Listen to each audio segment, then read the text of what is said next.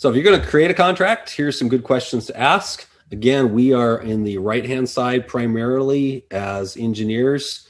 We're providing services. So again, this is really simple when you think about it. What do we provide in a contract? What do you want? What's the scope of work? When do you want it? The schedule. How much will you pay me? The fee. Who's responsible if there's your terms and conditions? And who's responsible if something goes wrong is generally how you fill that blank in. But these are just some questions to think about when you're creating a contract from scratch. All right, so here are those elements, and you know them. You all mentioned these in your contracts you wrote in 10 minutes. The scope of work, the cost, the schedule, the terms and conditions. These are, you have to have them. You got to have them. If you do a schedule without, or you do a contract without a schedule, technically I never have to get it done. So, or if I do a contract without a cost, I could demand anything, or I don't have to pay anything. There's no agreement. So you have to have these items covered. Okay, so let's talk about these one by one.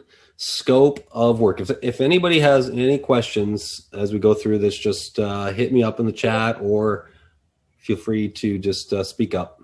So scope of work. If you were going to write a contract as a engineer, and kind of looking at this from the engineer's perspective, or you're going to even sign off of a contract, you need to know I've got this nice little diagram over here on the right, what's in scope versus what's out of scope. What are we providing? I need to make that really clear. We're going to provide data gathering.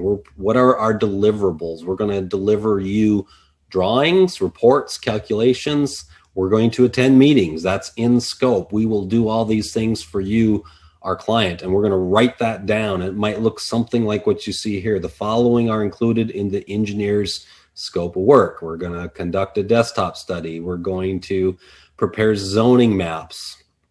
We're going to attend 5 coordination meetings. Sometimes it's good to be very specific. How many meetings are you going to attend? What aren't we in? Then the thing that you also have to have in your scope of work is what aren't we? Sometimes it's important to say, what aren't we providing? And that can be kind of thrown into a couple of different areas. And I've got them listed here, items you can provide but are not included, and maybe items you cannot provide but may be assumed you can. Sometimes people hire a civil engineer or a traffic engineer or whoever, and they just assume that, oh, you're going to be doing this. We're hiring a geotechnical engineer. We just assumed you would do the drilling. Well, of course you would do the drilling. And maybe your firm will analyze the data, but you don't actually do the drilling part of it. So you might want to put that in here. The following are not included in the engineer's scope of work, and or whatever permit fees or whatever examples you want to have. And maybe that's something you can't provide, so you're just not including those. You don't do drilling as a geotechnical company.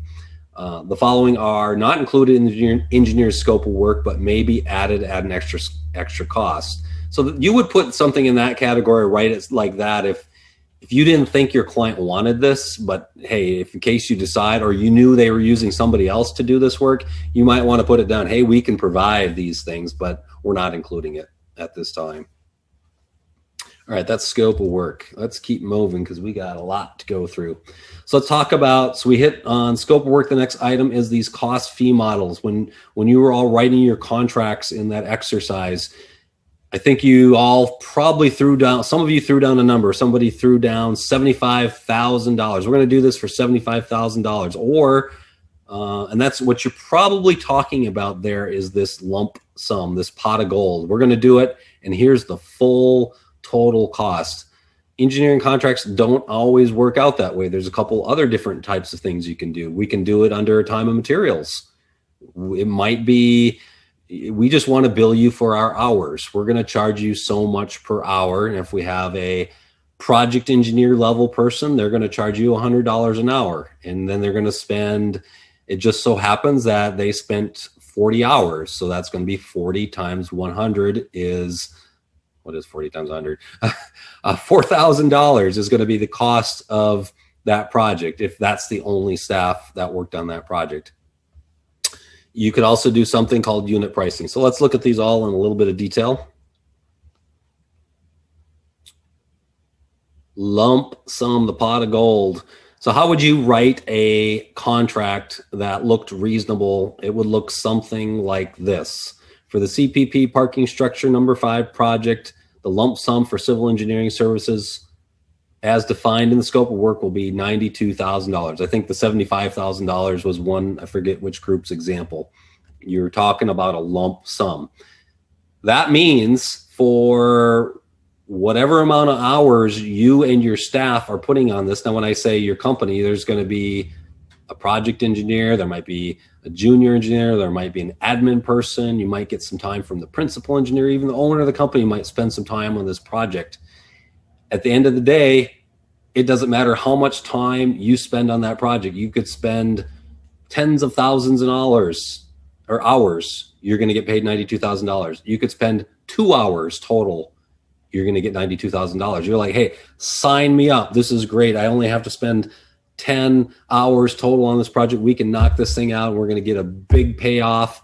That is true. You can actually make a lot of money on a lump sum project as an engineer if you're efficient, if you're skilled and you know what you're doing. Now, I don't think you're going to make crazy amounts of money. Depends on if your client, what they agree to. Now, they're going to, if you got a savvy client, they're going to know that, yeah, this is a reasonable thing. And if you're competitively bidding it, engineering company A is going up against engineering company B. They're looking at 5 different proposals. You're coming in as the highest one. You're not going to get the project. So if that was part of your proposal. Now, if you get through the proposal and your proposal was $92,000 and that gets accepted, hey, you're happy. The negative with this could be is, boy, this project is more than we expected it to be. And we ended up having to spend $150,000 and we're only making 92. You might take a loss. So that's the good and the bad of a lump sum project. All right, so this is, and I'm going to show you some invoices of what these might look like. And some of these I pulled up online, some of these I had available to me. So if you were actually to get a monthly invoice for a lump sum project, what would that look like? So this particular project, so you are Fountainhead Architects and Engineers. I'm assuming that's what the A&E stands for. And you're sending your bill, your monthly invoice to your client. There's your client. And here's what it looks like. And they're going to, you still, that just because you're in a lump sum project doesn't mean that you're going to bill them for this $75,000 or $92,000 all in one shot at the end of the project or the beginning of the project. You're going to probably do that in increments. And typically how that gets billed out on a monthly invoice is going to be as a percent of complete. So let's say, for instance, you are 20% done with the design development.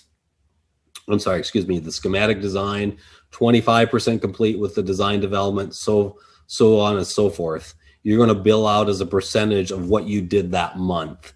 And eventually you're going to hit 100% across the board. And instead of amount remaining, looks like you have $375,000 stipulated. So that's your lump sum amount for this project would be this $375,000. It just so turns out that this month you spent $48,000 of that. And there you go. What else is interesting on this invoice that I see?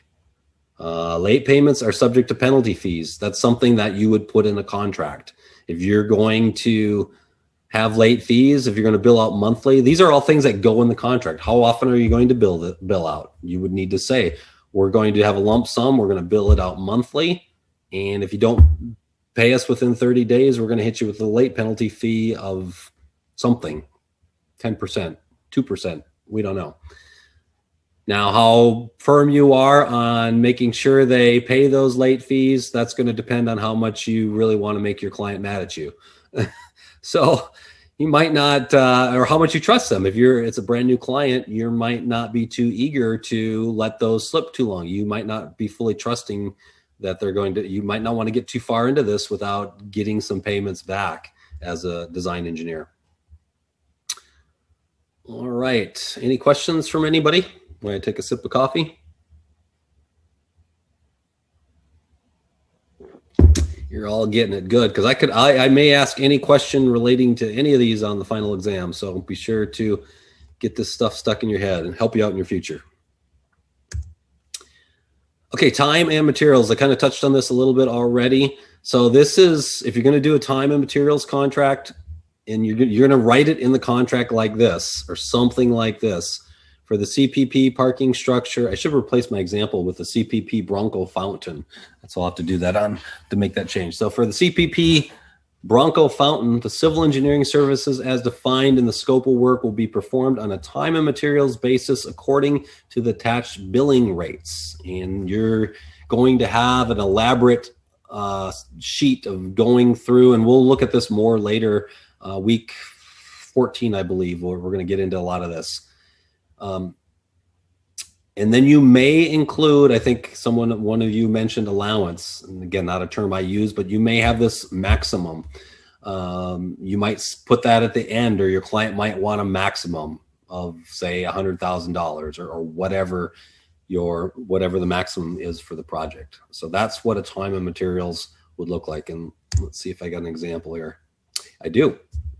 So again, you might see something similar to this in the proposal. What you're going to see in the proposal, this is actually an invoice. You're not going to see that. You're going to see, here's the time and materials for these certain staff members. But if you're going to invoice it, this might be an invoice that you would send to your client, and it's going to be, our geotechnical clerical person spent 3 hours on this project, and they bill out at a rate of $78 an hour. Obviously, do the math.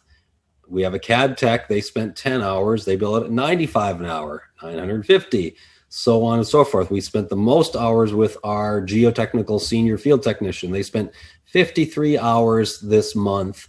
Generally, these are a monthly invoice, and that came in to be $5,300. You add all that up, and it turns out that the invoice for the month is going to be $8,000. And then there's other little things that get, when we talk about time and materials, there is materials once in a while. Now, materials are generally a very small part of the project. This happens to be a geotechnical project. You're going to see that we did some laboratory testing, and this is not 150 hours. I think this is probably a little bit of a misnomer here. It's probably a lump sum fee of, we did, that's a little strange. 150 hours times $1 an hour. I think there might be a typo there, or something screwy there. Mileage. So we spent 350. It wouldn't be hours. It would be miles times. I think the headers got lost here, so ignore that. But anyhow, the thing to note on this is there is reimbursable or materials that do get spent on projects, and you would just pass that on to. Generally, those are passed on to your client as whatever it cost.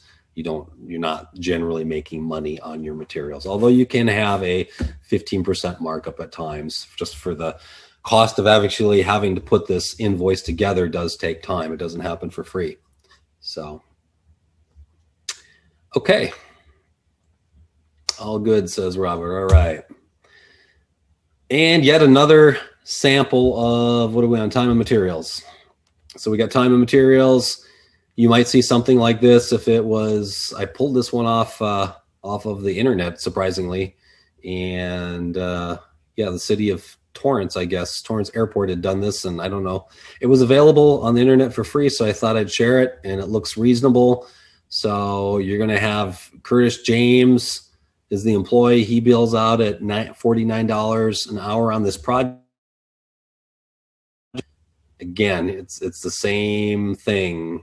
Now, these, I think the rates they're looking at on this project are very much this is probably Curtis James. That's probably his actual paycheck of what he takes home is probably $49 an hour. And because you can see on this particular project, they add in this, this is all called direct labor. And we're going to hit on this later in this class. We're going to start talking about direct and indirect labor and what all this means. Don't worry about it too much for now. We will hit on it later. because you can see this big overhead thing that gets thrown into the bill. It's like, okay, now we know what actually this company, BQE Core Engineering, why are they throwing this overhead at me? I don't want to pay overhead. Well, the fact of the matter is the company is paying James Curtis that if they only get that reimbursed from the client, what about the cost of the office space? What about the cost of the computer they gave him? What about the cost of his vacation time? What about the cost of his sick time? What about the cost of the admin help that he gets? All those things come into play. And that's going to be, I'll talk about that in future weeks. So end of the story is you're going to have an amount of this invoice, and you might well have, what did they get paid the last invoice? It looks like they didn't get paid. The previous unpaid amount was $14,000. They're starting to stack up a bill. They better pay soon, or we're going to hit you with a late fee, or maybe we'll threaten it. Who knows?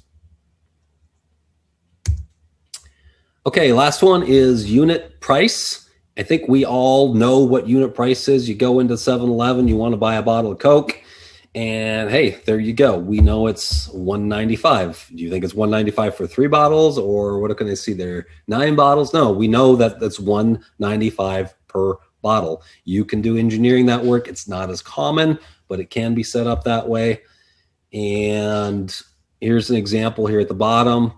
ZZZ Engineering will provide a SWPPP, which is a stormwater pollution prevention plan, and file with the State Water Quality Control Board for $9,500 per filing. So if I'm ZZZ Engineering, I could open up a contract with a client and say, if you want us to do a SWIP and file it with the state and handle this for you, we'll do it $9,500 per filing. And then this company, who's a massive developer, might just, you take care of all these. Well, here's 20 of them.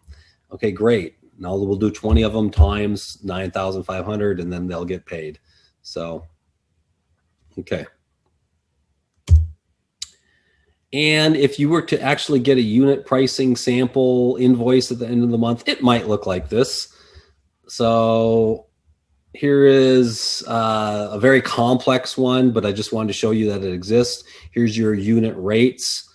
And if you're going to do some moisture content and dry bulk density tests, I think that's what a GeoLab test, and you run 2 of them, and we know we charge $18.81 per for that month, then that's that cost. This particular month, we did an Otterberg limits ASTM D4318 tests. We have a unit rate for them. We did them twice, so on and so forth. We did 6 of these. What is that one? Just for fun. We did remolded specimen. I don't know why, but we had to remolded it, and we had to do 6 of those tests. So that one's $219.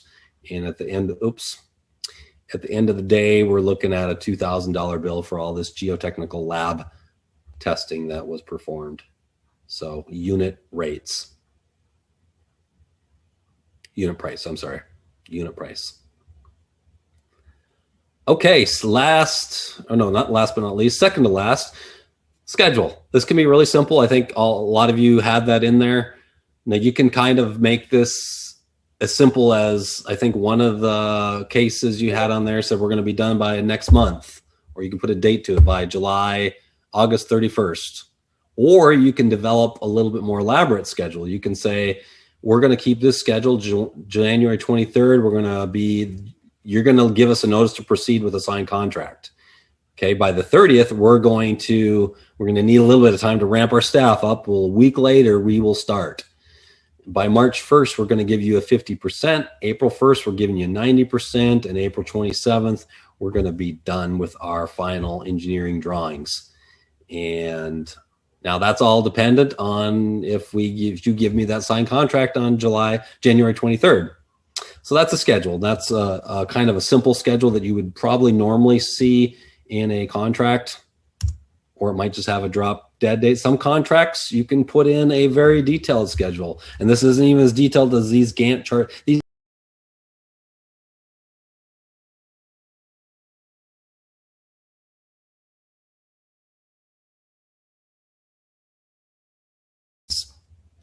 So schedule can become very complicated on most engineering projects. It can be, this one's actually quite simple. It looks like what they're trying to do is install maybe a fence or something. So there's things that have to happen. This is actually a construction schedule. Same thing in engineering might be a little bit more simple, but depends on the project. You can get a very complicated engineering Gantt chart as well. So just be aware this is out there, and be aware that schedules can get really complicated. I'm not going to teach you about scheduling. Just be aware that it would be there. They could make it into the contract. More often than not, you're going to see this type of a schedule in a contract where it's like, if you have a certain date, and maybe the only thing that gets seen is we're going to give you the final documents by April 27th might be the only thing you see. Depends on your client. If you're going to agree to something like this in your contract, be sure you can do it, obviously. So, and be sure to put your disclaimer. Let me get that out of there. Sorry, I got that blocking things. Be sure to put a note in there saying, because a lot of times you won't get that contract. You'll have a schedule with dates on it. Inevitably, you won't get a signed contract until April. Well, now the schedule's all out of whack. So you almost always have to put a note in there saying it's based off of receiving this, receiving the signed contract and thereon and so forth. Okay. Terms and conditions. Last but far from least, we're coming up against our break here. We're going to talk about these in detail, but the terms and conditions is all this other stuff. And we're going to talk about standard of care, clauses, negligence, essence of time, more of that. Engineering consultant will have a $2 million in liability insurance.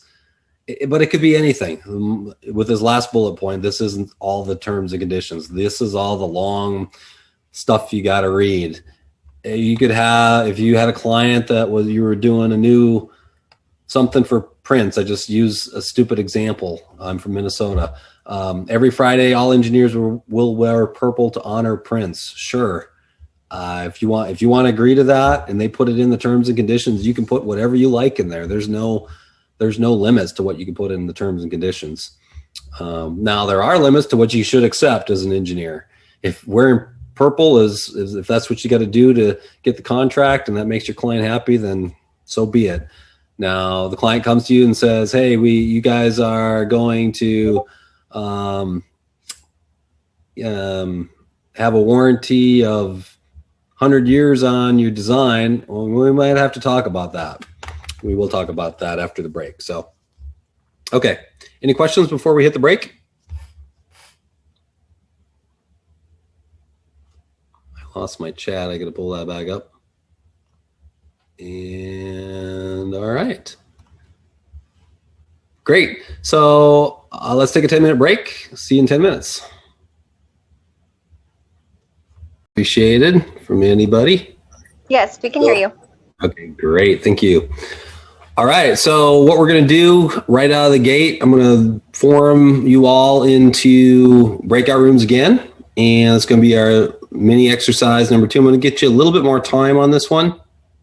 So what I want you to do is based on the homework. So this is all on the homework that you did. There's these 3 contracts that you looked at. We looked at the El Monte contract, which was the, I think it got lost in translation, but this was the Lambert Phase 2. I think it got put, I think my Lambert Phase 2, oh, there it is, maybe. Something got screwed up. Either or, you know what I'm talking about. Lambert Phase 2 project from El Monte.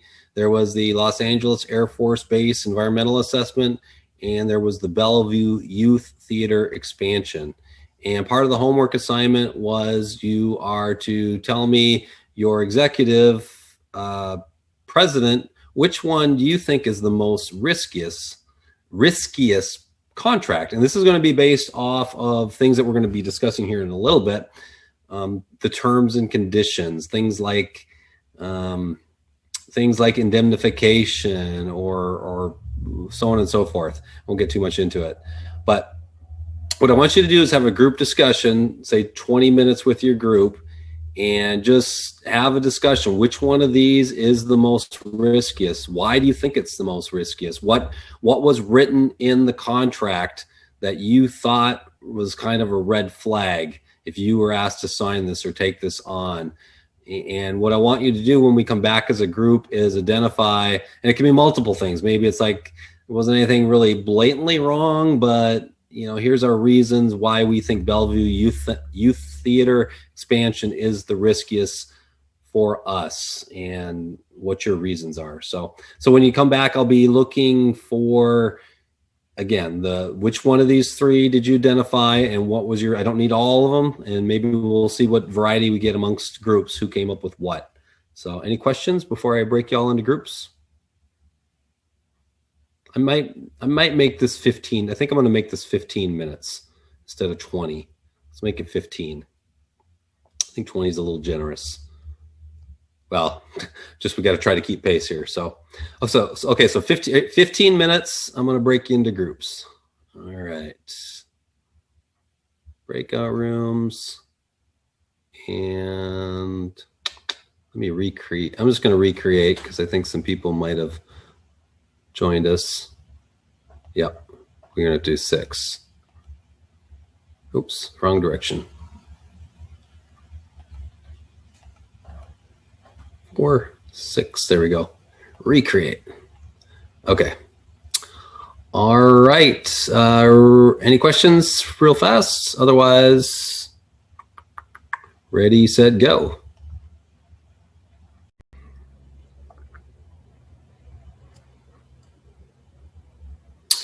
Okay, welcome back, everybody. So let's see how this went. Let me make sure I got my settings set so you can share your screen if you like. Might be beneficial. 1 second. Oh, I have to stop sharing. Okay. Then I will go to, it is set to it already. Okay. All right. So room 1, who's the risk? Which contract has the most concerns for you? What's the riskiest? So we went ahead and we said it was a Lambert Park Phase 2 contract. Lambert Park. Okay. Yeah. So the reason is because I think it was like section 1.2a and then section 6.9. They included the phrase "time is of the essence." Do you have it handy? Do you want to share that? I wrote it down on like my notes. Okay, no worries.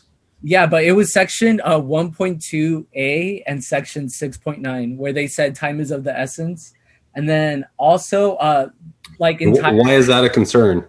I think I read in the textbook that you don't want to sign a contract that has that phrase "time is of the essence" because it means like time is money, and like it'll basically like pressure you to meet like certain deadlines and stuff. So I think the author of the book stated like avoid contracts that had that phrase in there. And then also the entire section 4 of the contract, it's like 4.1 to like 4.7. They try to like focus on making sure that if something goes wrong, the city is not like the consultant doesn't hold the city responsible. So they use phrases like that the city has immunity or that they should be held harmless. Stuff like that if like certain things are to go wrong. And I think someone else in the group mentioned that that contract had a certain budget that could not be exceeded, and that if it did exceed, the consultant was like liable or something like that. One of the group members mentioned.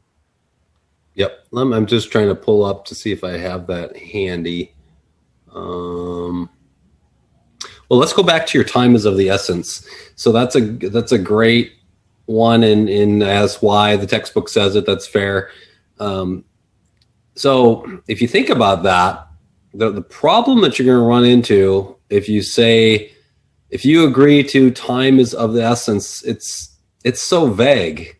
I mean, I think therein lies the problem. What do you?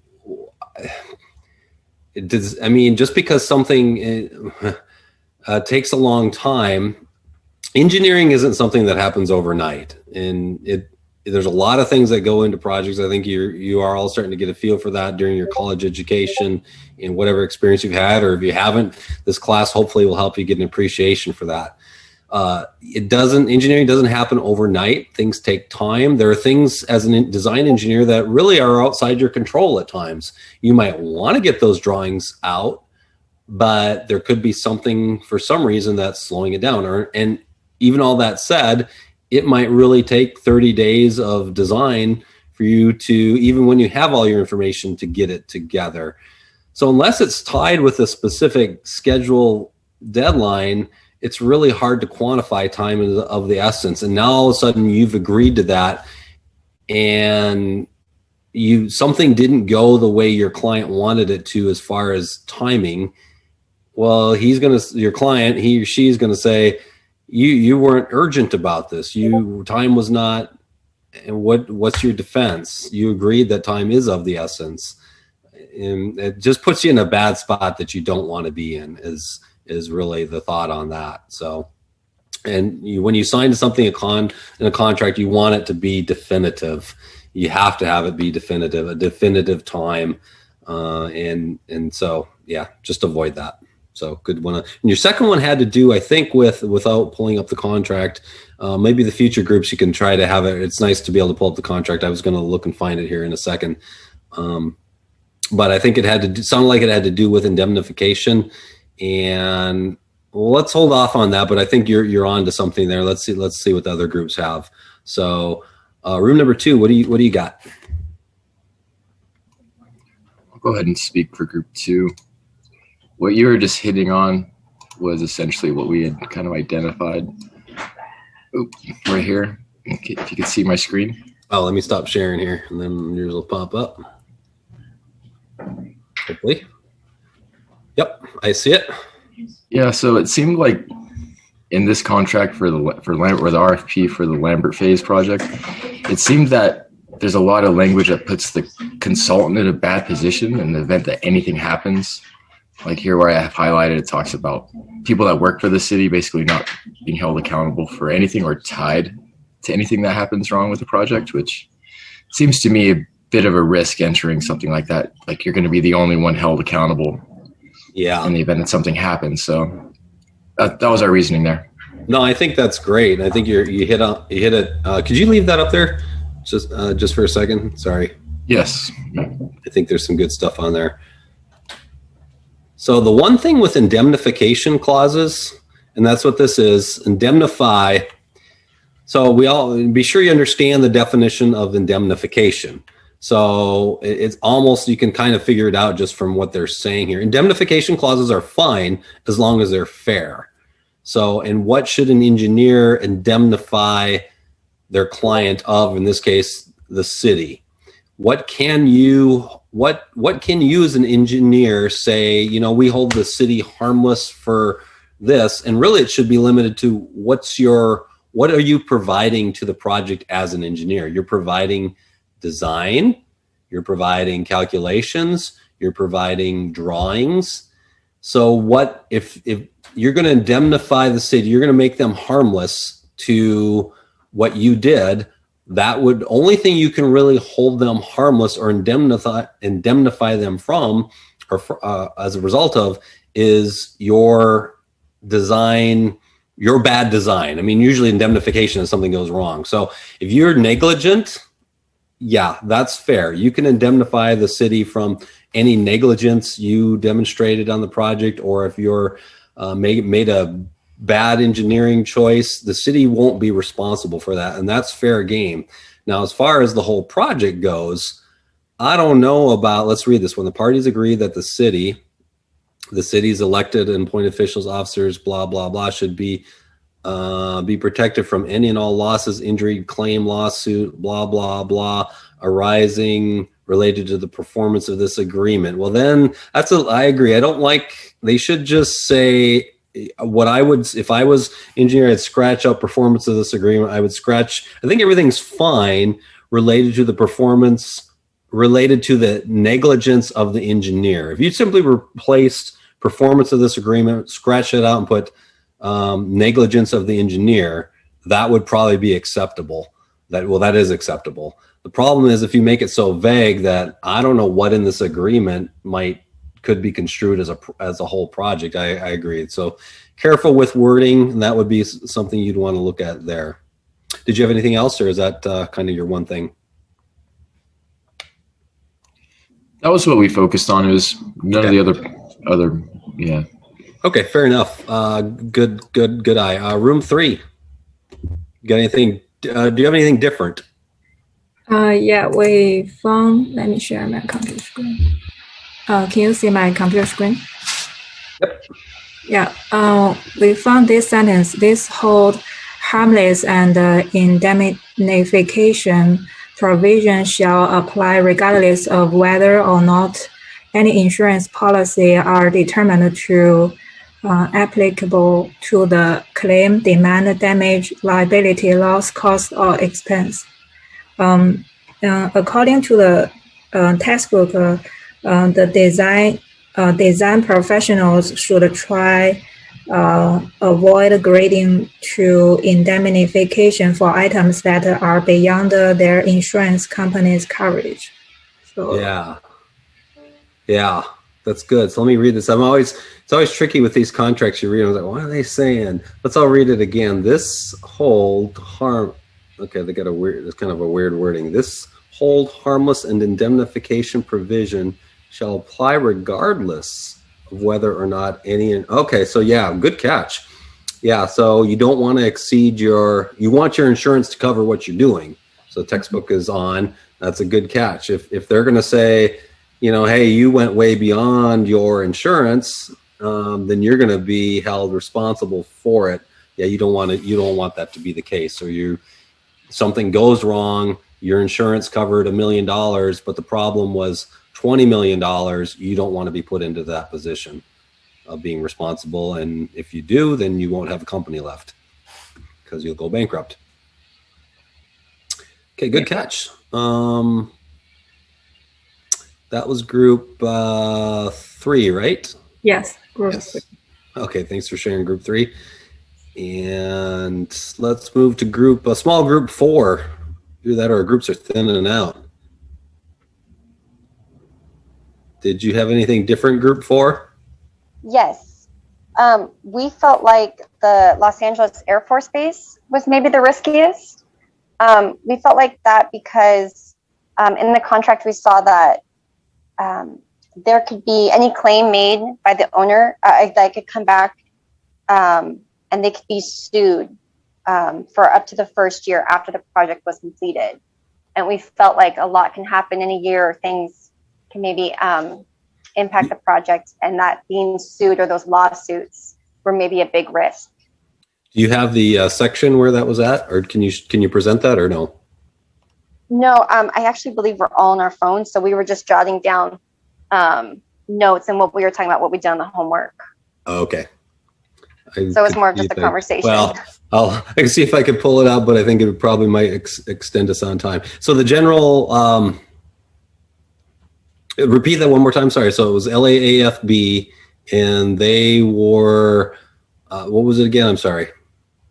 It was any claim that it could come back, and the owner could be sued, or the contractor could be sued for up to the first year after the project was completed. And we just felt like those lawsuits would be You'd have to be interesting to read the section on there. I mean, technically you could sue anybody for anything. Right. I don't know if a contract says I don't know if a contract would ever say you can't sue somebody for something. Okay. So it'd be interesting to see the wording of it, or what the concern was there. But okay, but fair enough. So something there was struck you a little off, and fair enough. Group 5, what do you have? Anything different? Yeah, I'm gonna share my screen right now. So other than what other people have said before, which we also agree with, what I found was in section 3.4, the primacy of consultant insurance should be provided by the consultant, and it shall be primary to any coverage available to the city or the city's elected or appointed officials, officers, employees, agents, or volunteers, which we found that sounded like that the consultant should, primarily cover the city more than themselves. Huh. essentially. Yeah. And it seems like I guess a one-sided contract, or it would benefit the client more than the consultant more, which we didn't really find like just or fair. Or I'm not sure if that's a normal thing that usually happens, but that's what I was able to pick out. Yeah. So I'm always trying. Okay, let's read this really slow. That's what you always have to do with contracts. All policies of insurance provided by consultant shall be primary to any coverage available to city or city's elected or appointed officials. Yeah, it does seem like you're kind of taking responsibility for what you wouldn't want to do. Any insurance, let's read the next line. Any insurance or self-insurance maintained by city or city's elected or appointed officials, blah, blah, blah, shall be in excess of consultant's insurance and shall not contribute with it. So look, I'm a little confused by it. I'm like, what do they mean by, I mean, you should, as a consulting engineer, you should be getting insurance primarily. Again, everything's about negligence. If you want to insure your negligence, pretty much everything else you shouldn't need any insurance on. You're not guaranteeing anything in your engineering services beyond your negligence. If you follow a code and you maintain code and you did your drawings per code and the code was wrong, that's on the code. So, yeah. So this one, it's good to have concern over this one. No one's ever shared this one before, so that's an interesting one. Okay, group. Last but not least, group 6 or room 6. Yeah. So I'll share my screen. So we find the interesting section on the Lambert Park is section 2.7. It's removal of employee or agents. So like the client, the city, they have much right, like they can, like says the city representative. Which contract was this one? Lambert Park. Again, Lambert. Okay, good old Lambert. Yep. Yeah.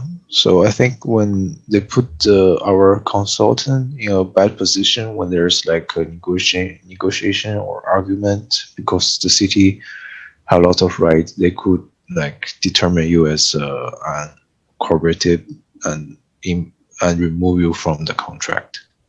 Yeah. So you're saying that your concern is it saying that the consultant shall be removed or some of the specific employees? Yeah, the employees or subcontract. Yep. Okay, yeah, it says if any of the consultant's officers, employees, agents, contractors, subcontractors, blah, blah, blah. Then what is the city's right as a threat? Consultants, officers, contractors, subcontractors fail or refuse to perform the work in the manner acceptable to the city. Such officer, employee, agent, blah, blah, blah, shall be promptly removed by consultant. So the city is wanting some control over, they're holding the right to remove an employee from work. That doesn't say they're getting rid of the consultants. It just says that they hold the right to say, we don't like, was it Tran?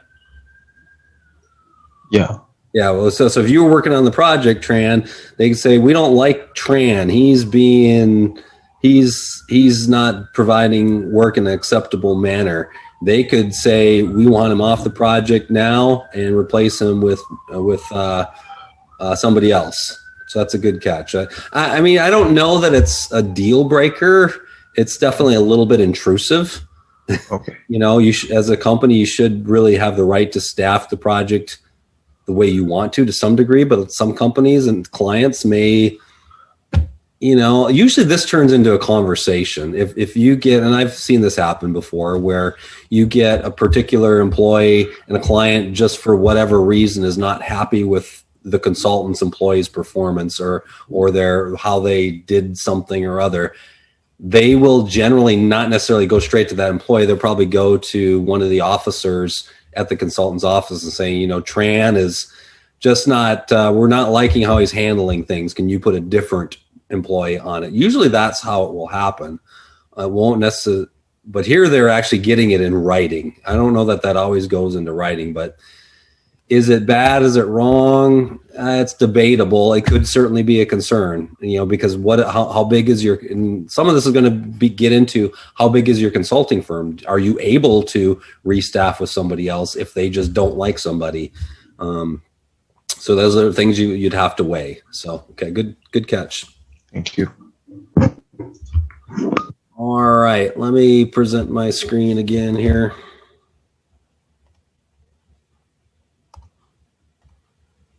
Okay, I'm going to close down those rooms. We're good. So good conversation, good discussion. There's a lot of things you can find in the contract. I know you're just starting to get used to looking at them. Even when you've been in the field, as long as I have been in it, it doesn't mean I'm reading contracts every day of the year. And sometimes you just got to read things and try to figure out what they're saying. Is this acceptable? We're going to try to give you a few things in this class that are like definite, watch out for this, watch out for that. And we're not going to tell you everything you need to know, but at least give you a few high hitters here. And that's what I'm going to try to do the rest of the, I'm going to try to get through this really fast because we're running out of time fast. So here we go. Okay, if I can get my keyboard to function. Oops. Okay, here we go. I'm going to go fast. Contract terminology to know. Here they are. These are the things that you really want you to hone in on. Ordinary professional standard of care, direct damages, consequential or indirect damages, indemnification. We talked about a few of these already. Warranty, guarantee, negligence. Ordinary professional standard of care. So here's the definition. I will print these slides out and put them on there. Some of this is just echoing what's in the textbook. So quite simply, what is a normal standard of care? Standard of care for an Uber driver is to not annoy me when I'm riding in a car, have the car smell good, get me from point A to point B in a timely manner, and be responsible and don't threaten me, whatever. What would a normal Uber driver do if I was applying that? Now, professionals were different. The only thing that's different is we're being judged to a different standard. The standard is people in my profession. That doesn't mean that we're going to make it this higher than people in my profession.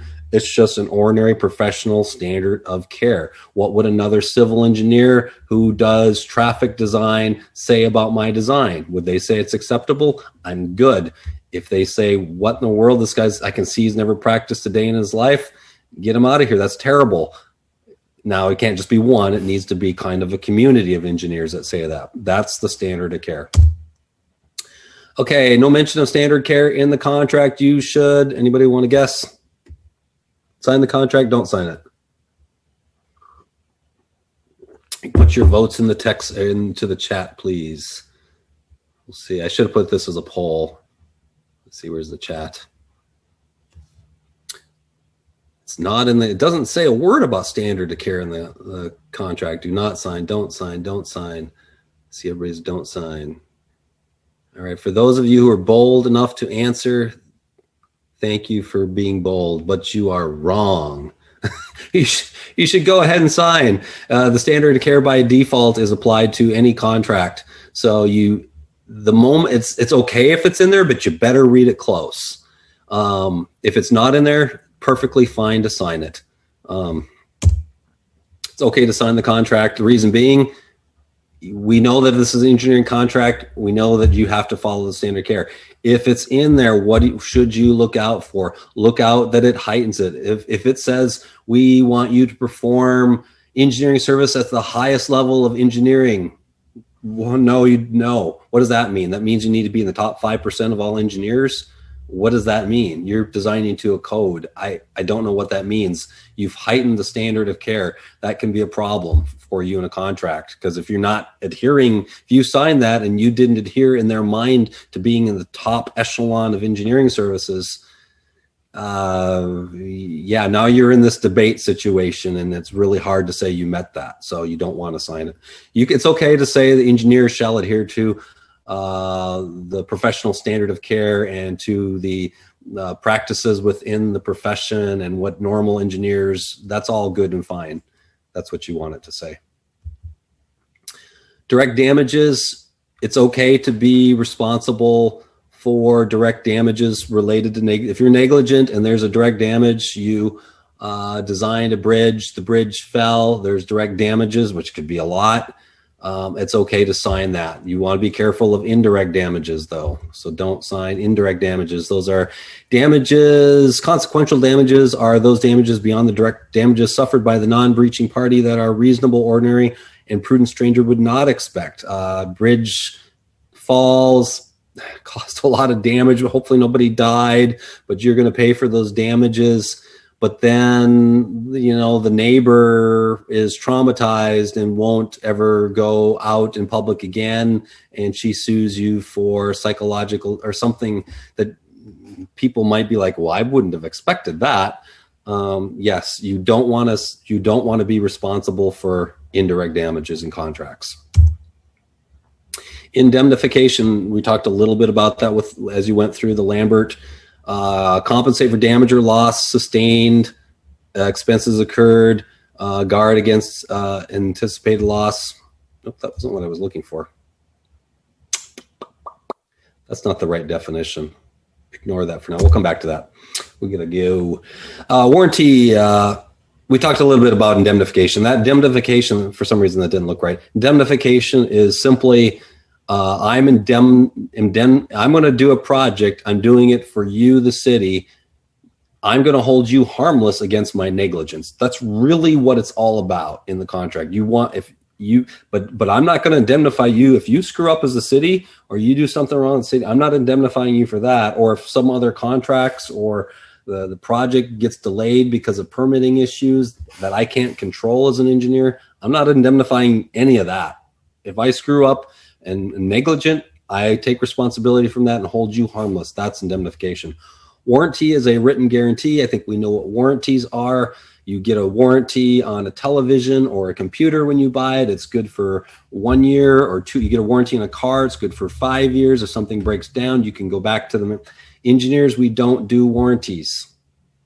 Simple, 0. We don't do warranties. You design per code. If we design per code for a 100-year storm and the place floods out next year and we designed it per code, that's a freak of nature. It happened. There's nothing I can do about that as an engineer. I designed it per code. Now, if you were negligent and you didn't follow code and you got a storm, well, now that's a different thing. You didn't provide a warranty, but you're negligent. So that you're going to get sued and you're going to be in trouble. But that's not a warranty. So warranties, if you see some language in the contract about warranties, strike it out, get rid of it. You don't want a warranty. You don't provide warranties. Professionals do not provide warranties. We talked a lot about negligence already. It's the opposite. Think of standard of care. It's the opposite. So you are not doing things in accordance with what other engineers in your discipline are doing. You're off on you're not applying the right codes. If you're doing something in hydrology, you didn't apply the right year storm, or you got data from the wrong source, any number of things. It's not going to be because of a typo typically, although it could be. But if it's critical, it could be. But normally, if you make a mistake on a drawing, even if you make a calculation mishap, hopefully at some point along the line it gets caught. And it depends on the severity. It depends on what it is. But there's a lot of depends on. But if you're within that range, you're generally going to be. I mean, people make mistakes. It doesn't mean that you're going to be error free. Although you really need to strive for it. Okay, liability for design engineers. Okay, liable means you're legally responsible. I have no idea on this condo in Miami, but if you're liable, understand that word. What does that mean? That means you're legally responsible. If something happens a result of damage, what happened here, if there's an engineering error in these drawings, that engineer who designed this condo, even if it is 20 years after it was built, I don't know how old this building is. Even if it's 50 years and they found design errors, that engineer could be liable. Now, if it turns out to be maintenance errors, that's a different story. Whatever that contract would say would be the liable. But you do not want to accept liability in a contract for issues that are not negligence based. I'm not going to take, if they didn't maintain this building, I designed it properly, but it was not maintained. As a design engineer, I can't handle maintenance. That's not my AOR. That's not my expertise. That's going to be on the maintenance people. So if you're the engineer and you said, this building's warranted for 50 years, yeah, well, now you're opening yourself up to trouble. So don't do that. Indemnification. Okay, I guess I got it again. I got to go back and clean up that slide. Keeping liability limited to the one party instead of the other, or transferring it. So indemnification, like I said, I'm going to be responsible for what I can control as an engineer, my negligence. City needs to hold me harmless as well from stupid things that they do if they're my client. So who's responsible should be the one doing it. Here's a little thing. I'm running out of time, so I'm going to fly through this. Who can best manage the risk? You know, this is a little game. I won't play it. Worker safety, construction site, that should be the contractor. Drainage pipe does not drain after 10. That's going to be an engineer. Unhappy residents in the community, not going to be the engineer. We're here to provide the design. That's going to be on the city and the owner. Machinery or equipment malfunctions, that's going to be on the manufacturer and the owner who bought it. So I can't be responsible or liable or indemnify anything about if a piece of equipment blows up. That's going to be on the manufacturer. Okay, direct versus indirect is normally, again, we talked about that. We don't have time to do a little second exercise. You got too much packed in here. What year warranty should a design engineer provide? I think we all know this one. None of them.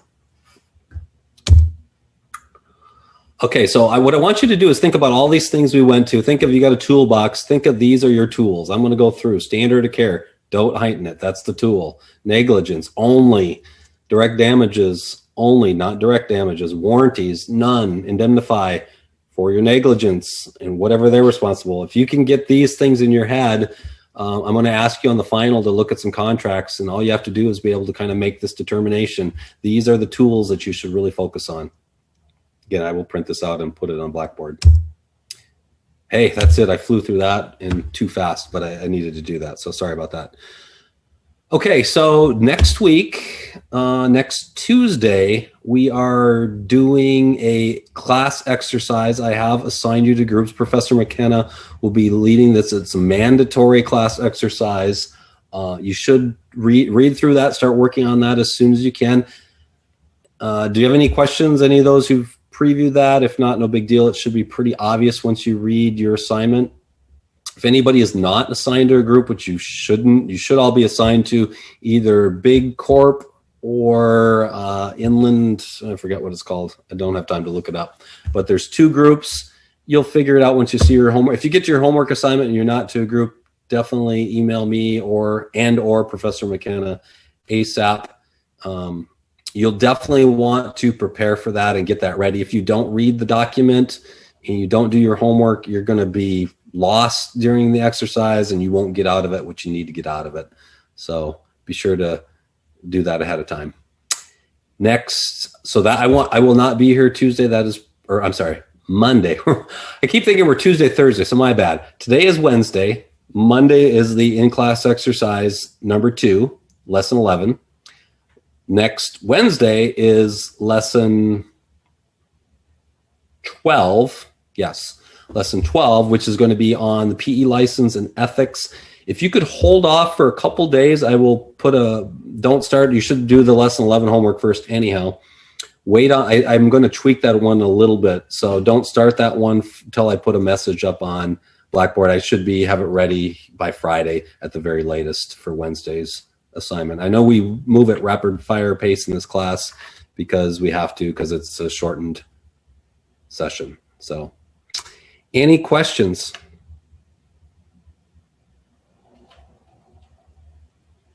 No questions means you guys got this down rock solid. Okay. Going once, going twice. All right. Well, everybody have a great rest of your day. Have a great weekend. There will be class Monday in class exercise 2. I will see you on Wednesday. Professor, have a good weekend. Yes. can I talk to you separately at the end? Sure. Thank you. Thanks. Have a good rest of your day. You know what? I had a question real quick. Sure. I was acting in accordance with like the lesson numbers on Blackboard. So today I had accidentally lesson number 9, lesson 11 or 10. I think you broke up a little bit. I'm sorry. What was that? You broke up a little bit. I couldn't hear you. Could you just repeat that? Oh, sorry. Yeah. So I turned in lesson 9 today. Okay. would I be able to get less than 10 for credit still? Yeah, I didn't think with see all the homeworks, the lesson. with all the homeworks, I have allowed late. Although if you start to get super late, like I know there's a few that didn't even turn in week 1. I mean, at this point, it's almost too late.